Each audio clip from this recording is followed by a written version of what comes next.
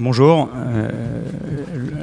le modérateur est Eric Eschiman ici là, moi je suis Max Armanet, organisateur de ce forum, et juste un mot pour dire le plaisir que l'on a à la présence d'Edgar et de Claude ici, et que ce débat pour nous, Libération, joue un rôle important.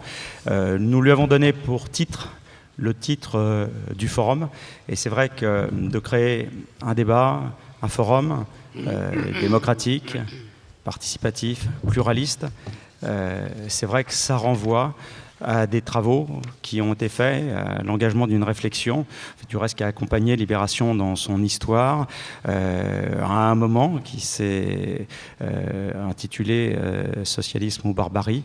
Et c'est vrai qu'une société, pour qu'elle vive, il faut qu'elle accepte le pluralisme, c'est-à-dire considéré comme une richesse que d'autres pensent différemment. Et surtout, toute tentative d'homogénéisation de la pensée est quelque chose de dangereux qui peut mener au totalitarisme. Donc c'est vrai que ce débat, c'est quelque chose d'un peu particulier. C'est pour ça que je suis là pour dire au nom de Libération le plaisir et le bonheur qu'on a d'avoir nos deux amis. Et je passe tout de suite la parole à Eric, qui est le véritable modérateur de cette affaire. Eric. Donc bonsoir. Et bienvenue et merci d'être venu pour ce débat qui donc, Max vous l'a rappelé, ça s'intitule « Vive la politique » avec un point d'interrogation.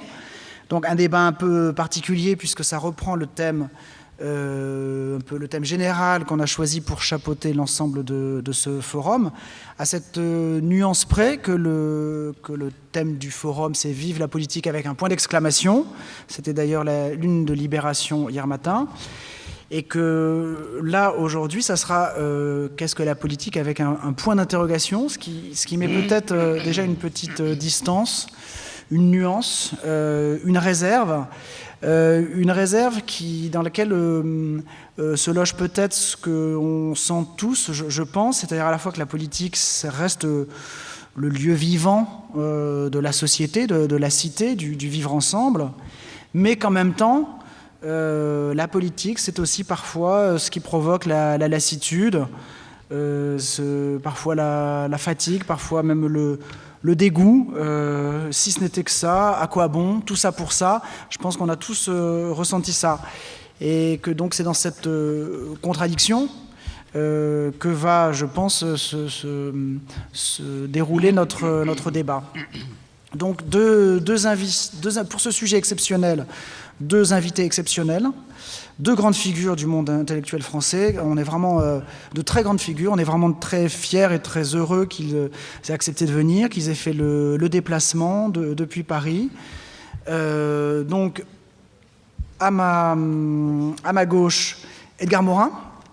Alors, Edgar Morin, vous êtes sociologue et philosophe. J'ai pas vu le geste, pardon. Vous êtes sociologue et philosophe. Vous avez commencé à écrire, à décrire, à penser le monde dès 1945 avec l'an zéro de l'Allemagne.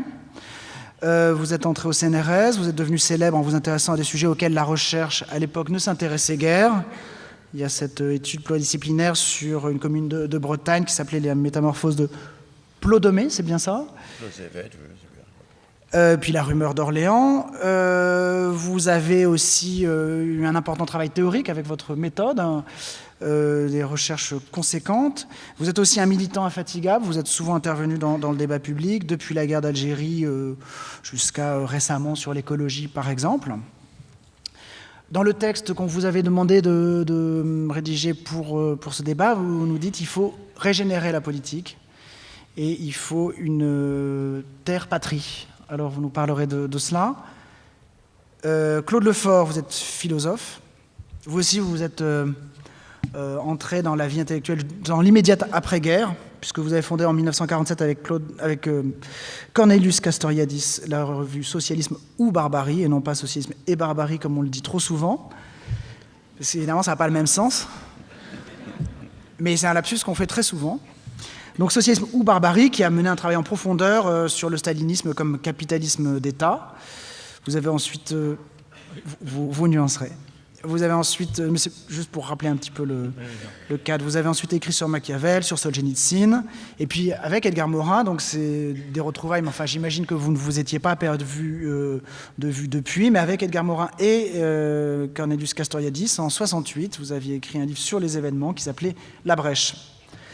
Alors, vos travaux ont beaucoup porté sur la nature du totalitarisme, comme abolition du principe de séparation entre l'État et la société, et par contraste, la démocratie comme respect, comme restauration de cette séparation.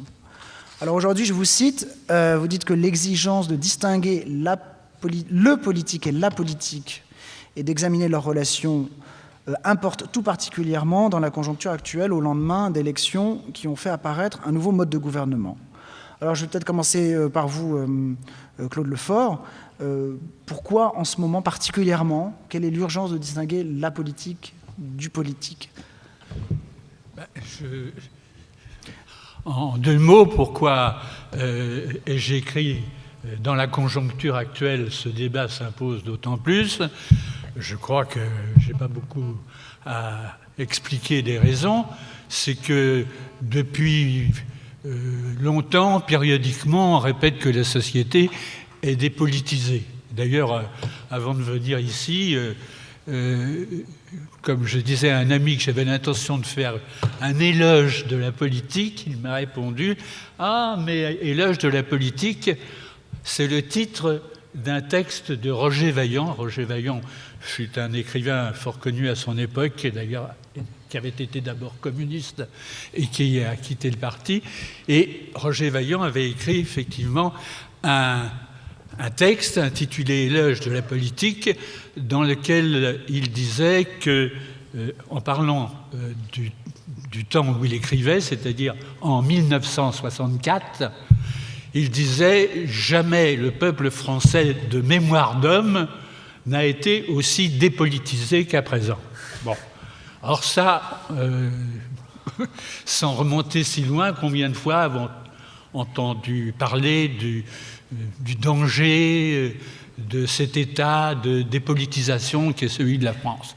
Alors, il se trouve que nous venons d'avoir des élections qui ont connu un taux de participation exceptionnellement élevé et qu'à la suite de ces élections, nous avons un président de la République qui annonce dans tous les domaines des réformes et qui, en quelque sorte, se présente comme non seulement le chef le chef d'État, disons, mais qui se présente en même temps comme à la tête de la justice, comme d'ailleurs l'a dit maladroitement son ministre, une dame, à la tête donner le sens de ce que c'est que l'éducation du citoyen, et qui, dans tous les domaines, disons,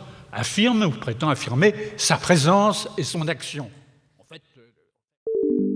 Nous espérons que vous avez apprécié cet aperçu. Pour continuer à écouter ce livre audio sur Google Play Livres, utilisez le lien dans la description de la vidéo.